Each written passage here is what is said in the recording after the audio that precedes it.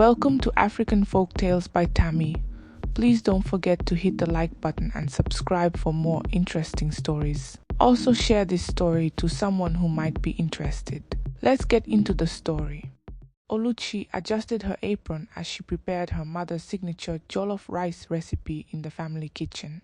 Her passion for cooking had been ignited as a young girl, watching her mother experiment with spices and ingredients. Growing up in the small but lively town of Oluchi, she dreamt of one day owning a restaurant where people from all worldwide could gather to experience the joy of her cooking. Her culinary talent became the talk of her neighborhood, with neighbors often requesting her dishes for weddings, naming ceremonies, and festive gatherings. Oluchi met Ikenna during one of these events. He was a dashing young engineer visiting Umuchi for a cousin's wedding. When he tasted Oluchi's egusi soup, he was hooked, not just by the food, but by the graceful and confident woman who prepared it. Ikenna was a city man from the bustling town of Akombo, and his charm immediately caught Oluchi's attention. They struck up a conversation, and what began as casual chatter quickly blossomed into a whirlwind romance. Their courtship was the kind that made others envious. Ikenna adored Oluchi's determination and drive, often saying, "You'll own the best restaurant in all of Nigeria one day, mark my words." His unwavering support gave her the courage to dream bigger. Oluchi, in turn, admired Ikenna's ambition and dedication to his career. Their love seemed perfect, and within a year, they were married in a grand celebration that brought together their families and friends.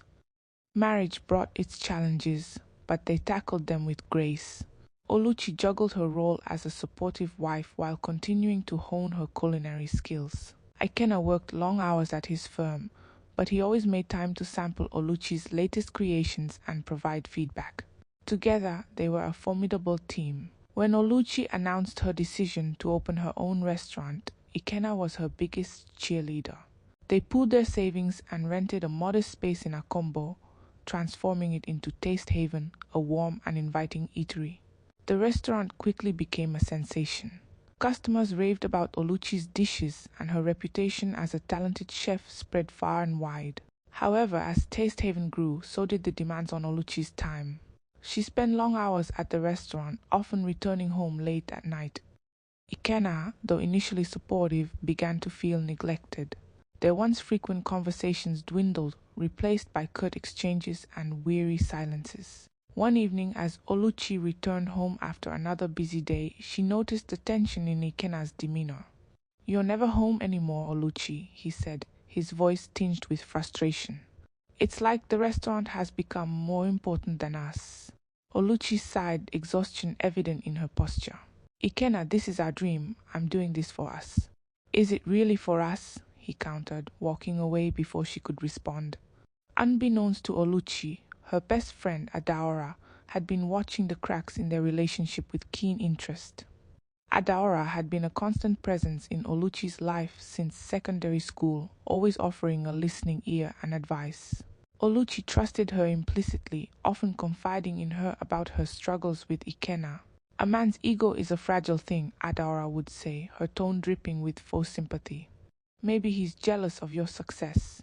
Oluchi began to wonder if Adaora was right. Ikenna's mood swings and distant behavior seemed to align with her friend's observations. The thought gnawed at her, planting seeds of suspicion she couldn't ignore. But then strange things began happening at Taste Haven. Complaints about the food started pouring in, something unheard of since the restaurant's opening. Customers reported bland dishes, oversalted soups, and strange flavors. Oluchi was baffled. She prided herself on maintaining the highest standards, and these mistakes were unlike her. One evening, as Oluchi sat in the restaurant's back office reviewing the day's complaints, Adora's voice echoed in her mind. "Maybe he's jealous of your success." Could Ikenna be sabotaging her? The idea seemed absurd, but the evidence was piling up. The cracks in their marriage deepened. Oluchi withdrew further, her heart heavy with mistrust. Ikenna noticed the change and tried to reach out, but his efforts were met with cold indifference. "Why won't you talk to me?" he asked one night, his voice filled with pain. "Why should I?" she retorted. "So you can pretend everything is fine while you ruin my work behind my back." The accusation hit Ikenna like a slap. "You really think I would do that to you?" he asked, his voice trembling. Oluchi turned away, unable to face the hurt in his eyes. She sought solace in Adaora, who was all too happy to stoke the flames of her distrust. "Men are like that," Adaora said. "They can't stand it when their wives outshine them." As Oluchi's relationship with Ikenna deteriorated, her bond with Adaora grew stronger. What she didn't realize was that Adaora harbored a dark secret, one that would soon shatter Oluchi's world. Taste Haven, once a bustling hub of culinary excellence, now struggled to maintain its reputation. Each day brought new complaints, and Oluchi's confidence wavered.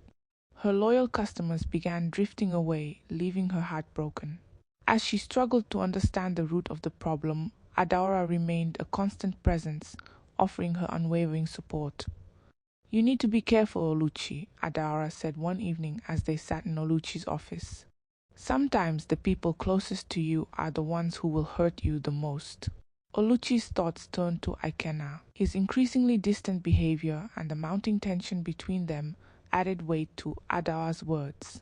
She remembered the nights he would sit silently at the dinner table, his jaw tight, as if he were carrying a burden he refused to share. The idea that he could be sabotaging her business seemed far-fetched, but she couldn't ignore the possibility. "I don't want to believe it, Ada," Oluchi murmured, her voice trembling. "But things haven't been the same between us. He's always angry, always distant. Maybe he resents my success." Adaora leaned closer, her expression somber. "Men have fragile egos, my dear. They don't always handle it well when their wives outshine them." The words sank deep into Oluchi's mind, solidifying her suspicions. She decided to keep a closer eye on Ikenna, hoping to uncover the truth. Meanwhile, she shared her doubts with Adaora, who subtly fed her mistrust with carefully chosen words. As the days passed, Oluchi began to notice small, seemingly insignificant things. Ikenna, who rarely visited Taste Haven, suddenly began showing up unannounced. He would linger in the kitchen, watching the staff with an intensity that made them uncomfortable. On one occasion, she found him near the spice rack, his hands tucked into his pockets. "What are you doing here?" she asked, her voice sharp with suspicion. "I came to see you," he replied, his tone defensive. "But clearly I'm not welcome." Their exchanges grew colder, and Ikenna's attempts to bridge the gap between them only seemed to push Oluchi further away. She was too consumed by her fears and frustrations to notice the genuine pain in his eyes. One evening, after another argument with Ikenna, Oluchi sat in her office, her head in her hands. Adaora walked in, a cup of tea in hand. "You look like you need this," she said, placing the cup on the desk. "Thanks," Oluchi mumbled, taking a sip. "I don't know what to do, Ada. I feel like everything is falling apart." Adaora sat across from her, a sympathetic smile on her lips. "You'll get through this, Oluchi. You're strong, but maybe it's time to take control of the situation." "What do you mean?" Oluchi asked, her brow furrowing.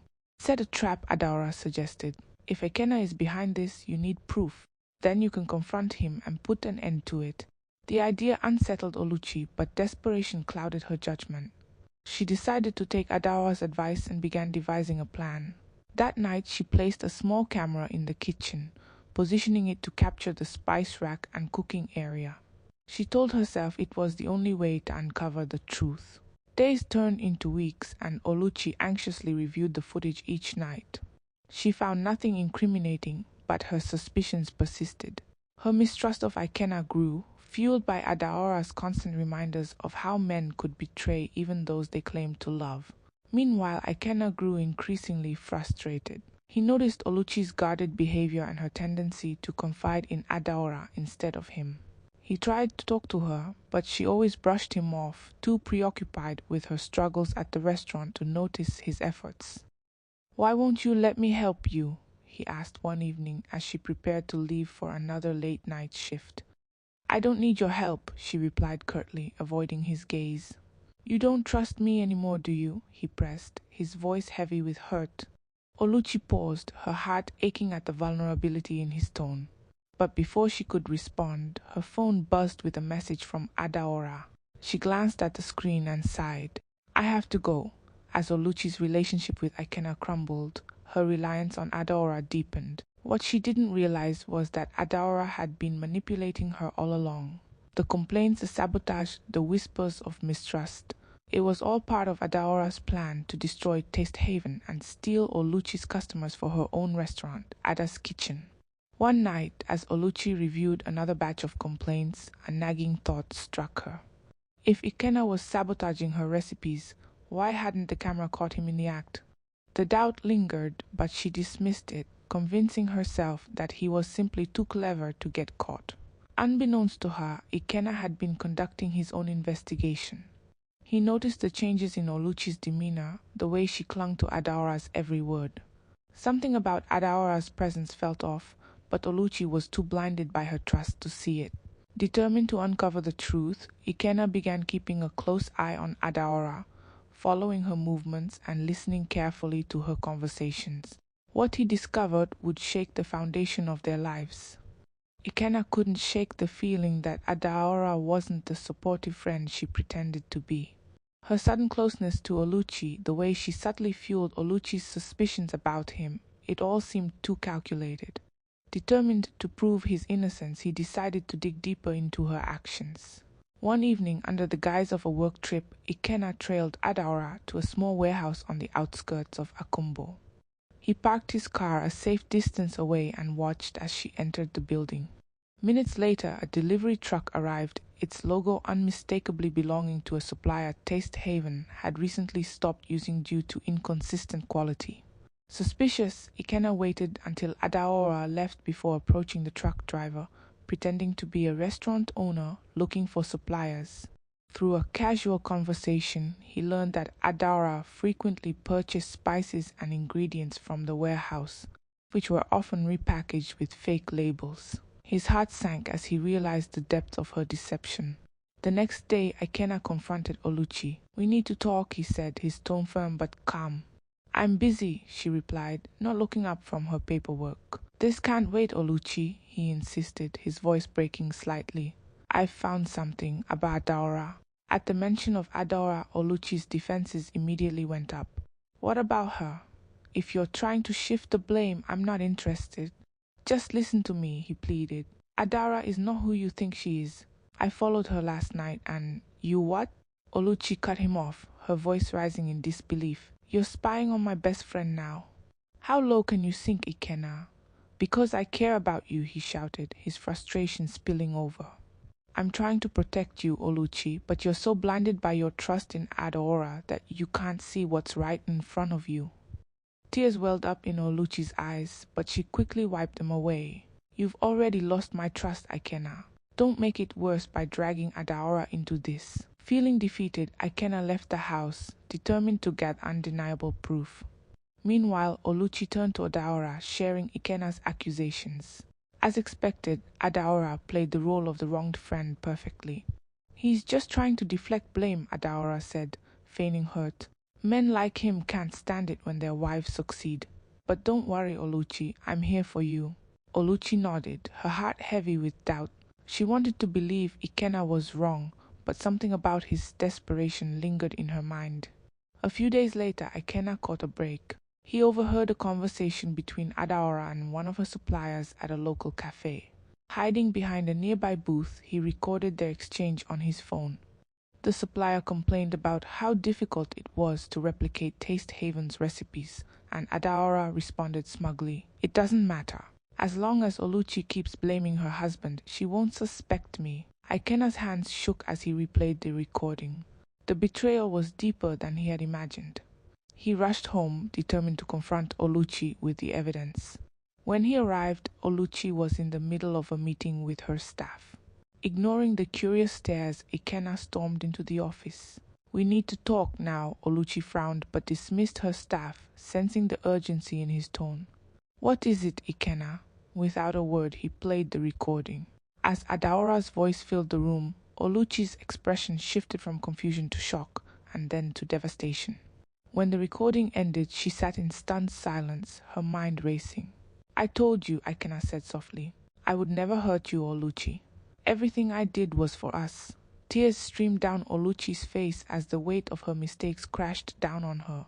She had doubted the man who had always stood by her, allowing herself to be manipulated by someone she considered a sister. "I'm so sorry," she whispered, her voice breaking. "Ikenna, I was wrong. I was so wrong." Ikenna pulled her into his arms, holding her as she sobbed. "We'll fix this," he said gently. Together, later that evening, Oluchi and Ikenna devised a plan to expose Adaora. They knew they had to act quickly before she caused further damage. Oluchi sat in her office at Taste Haven, her mind racing as she and Ikenna finalized their plan. Every fiber of her being burned with anger and betrayal. She had allowed Adaora to drive a wedge between her and her husband, to tarnish the reputation of her beloved restaurant, and to manipulate her into doubting the man who had stood by her from the start. "It's time we take back everything she tried to steal from us," Ikenna said, his voice steady yet firm. Oluchi nodded. She won't see this coming.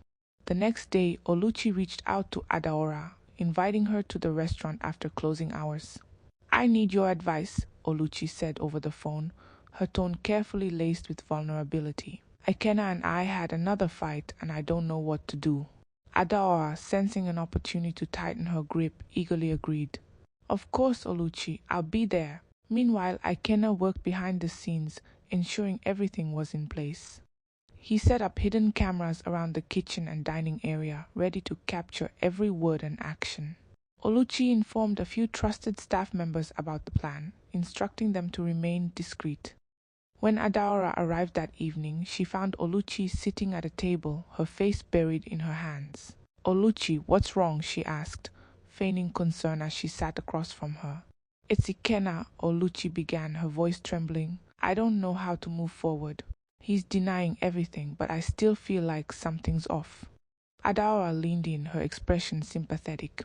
"Men like him will never admit when they're wrong. You need to protect yourself, Oluchi. Sometimes it's better to cut your losses and move on." Oluchi hesitated, then nodded. "You're right, Ada. I think it's time I take control." The conversation continued, with Adaora subtly encouraging Oluchi to distrust Ikenna further. Just as Adaora began to grow comfortable, Oluchi stood abruptly, her demeanor shifting. "Enough," Oluchi said, her voice steady and commanding. "I know what you've been doing, Adaora." Adaora froze, her confident facade cracking. "What are you talking about?" "I know you've been sabotaging my restaurant," Oluchi continued, her eyes blazing with fury. "And I have proof." At that moment, Ikenna stepped out from the shadows, holding his phone with the recorded conversation ready to play. Adaora's eyes darted between them, her composure faltering. "This is absurd," Adaora exclaimed, standing up. "You're letting him manipulate you, Oluchi. Don't you see? He's trying to pin this on me because—" "Save it, Ada," Ikenna interrupted, his voice cold. "You've already confessed. We recorded everything." Oluchi stepped closer, her voice trembling with controlled anger. "You were my best friend, Adaora. I trusted you with everything, and you used that trust to destroy me." For a moment, Adaora seemed at a loss for words. Then her lips curled into a bitter smile. "You always thought you were better than everyone else, Oluchi. Everyone adored you, your food, your so-called talent. I built my restaurant from scratch, but no one cared because you overshadowed me. And that justifies what you did." Oluchi shot back, her voice rising. "You nearly ruined my marriage, my business, my life, all because of your jealousy." Adaora said nothing, her silence confirming her guilt.